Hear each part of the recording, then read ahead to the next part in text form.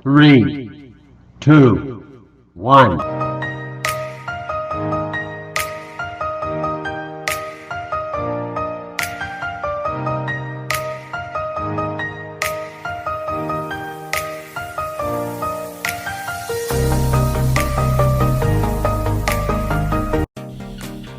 Bismillahirrahmanirrahim. Assalamualaikum warahmatullahi wabarakatuh. Alhamdulillahirabbil alamin, wassalatu wassalamu ala asyrafil anbiya'i wal mursalin wa ala alihi wa sahbihi ajmain. Amma ba'd. Segala puji bagi Allah yang telah memberikan kita kesehatan, kesempatan sehingga dapat beraktivitas sehari-hari.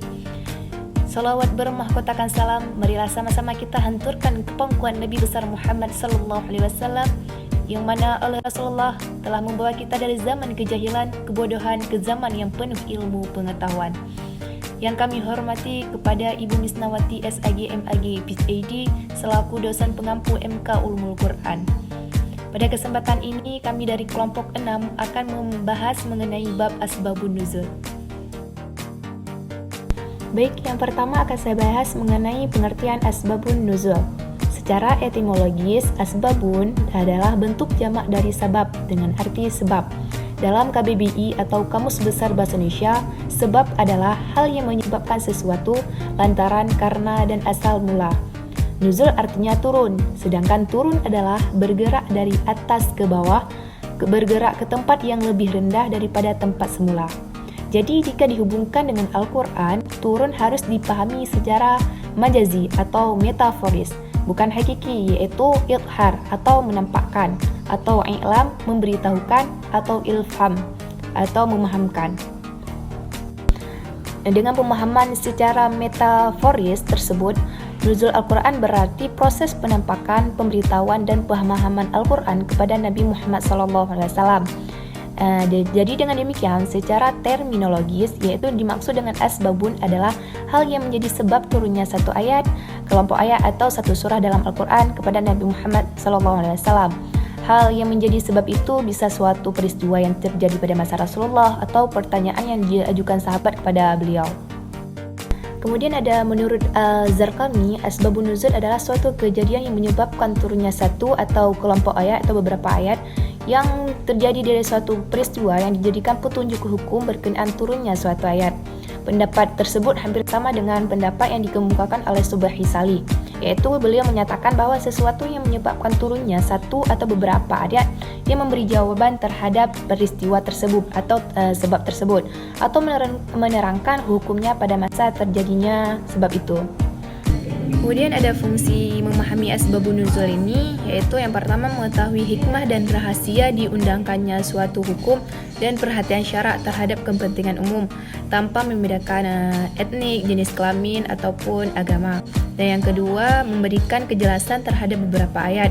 Contoh yang memberikan kejelasan misalnya ada peristiwa Urwah bin Zubair mengalami kesulitan dalam memahami hukum fardu sa'i antara Safa dan Marwah. Kemudian fungsi yang ketiga yaitu dengan mengetahui asbabun nuzul ini kita dapat mengkhususkan atau taksis hukum terhadap apa yang disebabkan pada sebab, terutama ulama yang menganut kaidah sebab khusus. Kemudian yang terakhir atau yang keempat adalah dengan kita tahu asbabun nuzul ini kita dapat membantu memahami apakah suatu ayat berlaku umum atau berlaku khusus. Selanjutnya dalam hal apa saja yang diperankan ayat tersebut. Poin selanjutnya yaitu metode pengetahuan asbabun nuzul. Jadi tidak ada cara untuk mengetahui asbabun nuzul ini kecuali riwayat yang sahih dari Rasulullah maupun dari para sahabat yang menyaksikan turunnya ayat-ayat Al-Quran dan mengetahui peristiwa yang terjadi, pernyataan yang diajukan kepada Nabi Muhammad SAW yang melatar belakangi ayat tersebut. Riwayat seorang sahabat tentang asbabun nuzul diterima sekalipun tidak dikuatkan oleh riwayat lain, karena pernyataan seorang sahabat tentang sesuatu yang tidak masuk ke dalam lapangan ijtihad dinilai marfu' pada Nabi. Tetapi telah disepakati oleh para ulama bahwa sahabat tidak akan pernah berbohong atas nama Nabi Muhammad SAW. Apabila asbabun nuzul diriwayatkan oleh hadis mursal sahabi atau dalam sanadnya gugur seorang sahabat dan hanya sampai tabi'in, maka riwayat tersebut tidak dapat diterima kecuali jika dikuatkan oleh hadis mursal lainnya dan perawinya. termasuk imam-imam tafsir yang meriwayatkan dan para sahabat seperti Mujtahid, Ikrimah, dan Sa'id ibnu Jabir. Baik, sekian pembahasan dari saya, kemudian akan dilanjutkan oleh rekan kami Anggi Khairani.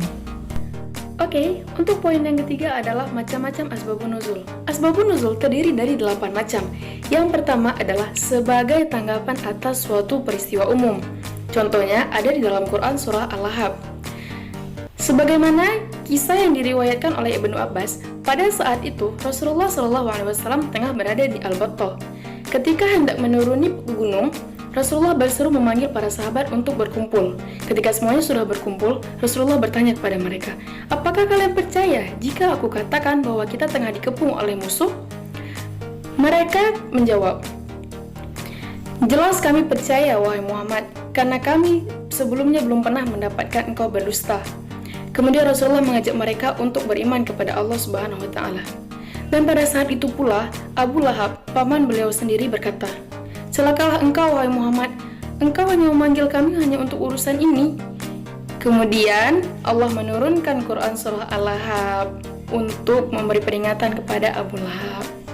Yang kedua adalah sebagai tanggapan atas peristiwa khusus, yaitu contohnya ada dalam Quran surah Al-Baqarah ayat 158. Yang ketiga adalah sebagai jawaban terhadap pertanyaan kepada Rasulullah SAW. Contohnya ada di dalam Quran surah An-Nisa ayat 11.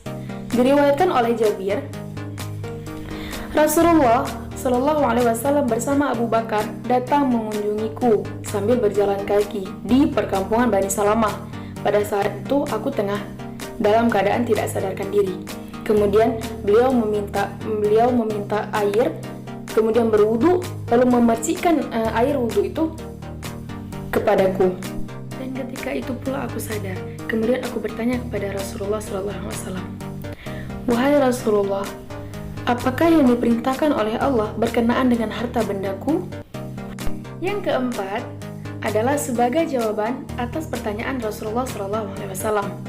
Contohnya ada di dalam Quran surah Maryam ayat 64. Ketika itu Rasulullah bertanya kepada Jibril, "Wahai Jibril, apa yang menghalangi kehadiranmu sehingga engkau lebih jarang hadir dari masa-masa sebelumnya?" Yang kelima adalah sebagai tanggapan atas pertanyaan yang bersifat umum. Contohnya itu ada di dalam Quran surah Al-Baqarah ayat 222. Diriwayatkan oleh Sabit dari Anas bahwa di kalangan Yahudi, apabila wanita mereka sedang haid, mereka tidak makan bersama, bahkan tidak tinggal serumah. Para sahabat yang mengetahui hal ini kemudian bertanya kepada Rasulullah. Maka Allah menurunkan ayat ini sebagai jawaban dari pertanyaan tersebut. Yang keenam adalah sebagai tanggapan terhadap orang-orang tertentu. Contohnya ada di dalam Quran surah Al-Baqarah ayat 196. Ka'ib ibnu Ujarah meriwayatkan ayat tersebut turun berkenaan dengan peristiwa haji dan umroh, yaitu jika ada seseorang yang sakit atau ada gangguan di kepalanya, maka turunlah ayat tersebut. Yang ketujuh adalah beberapa sebab tapi satu wahyu. Contohnya itu ada di dalam Quran surah Al-Ikhlas ayat 1-4. Ayat-ayat tersebut berkenaan terhadap orang-orang musyrik di Mekah sebelum hijrah dan terhadap kaum ahli kitab yang ditemui di Madinah sesudah hijrah. Yang terakhir adalah beberapa wahyu tapi satu sebab. Contohnya itu ada dalam Quran surah Ali Imran ayat 195, An-Nisa ayat 32, dan Al-Ahzab ayat 33. Ketiga ayat tersebut turun untuk menjawab pertanyaan dari Ummu Salamah, yaitu mengapa hanya lelaki saja yang disebut dalam Al-Quran yang diberi ganjaran? Baik, untuk poin selanjutnya adalah berbilangnya riwayat asbabun nuzul untuk satu ayat atau sebaliknya. Yang pertama, berbilangnya asbabun nuzul untuk satu ayat. Terkadang, dalam sebuah ayat memiliki riwayat lebih dari satu yang dijelaskan oleh para perawi. Maka para ulama menemukan cara-cara sebagai berikut. Yang pertama adalah tidak mempermasalahkannya. Yang kedua, mengambil riwayat yang menggunakan redaksi syarih. Dan yang ketiga adalah mengambil versi riwayat yang sahih. Yang kedua adalah variasi ayat untuk satu sebab. Terkadang, banyak ayat yang turun, namun sebabnya hanya satu. Dalam hal ini, tidak ada masalah yang cukup penting, karena memang banyak ayat yang turun, namun peristiwanya hanya satu. Oke, untuk poin selanjutnya akan disampaikan oleh Anissa Melianda. Baiklah, saya akan melanjutkan pembahasan berikutnya. Selanjutnya, saya akan menjelaskan tentang hikmah mengetahui asbabun nuzul. Jadi, hikmah dalam mengetahui asbabun nuzul itu ada 8.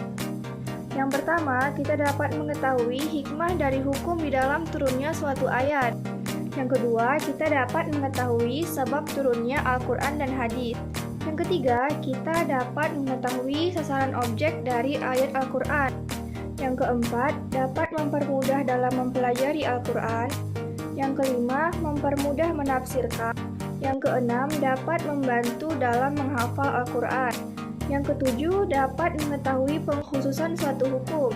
Dan yang terakhir, dapat mengatasi ketidakpastian. Sekian penjelasan dari kelompok kami. Mohon maaf apabila ada salah kata atau pengucapan. Kami akhiri. Wassalamualaikum warahmatullahi wabarakatuh.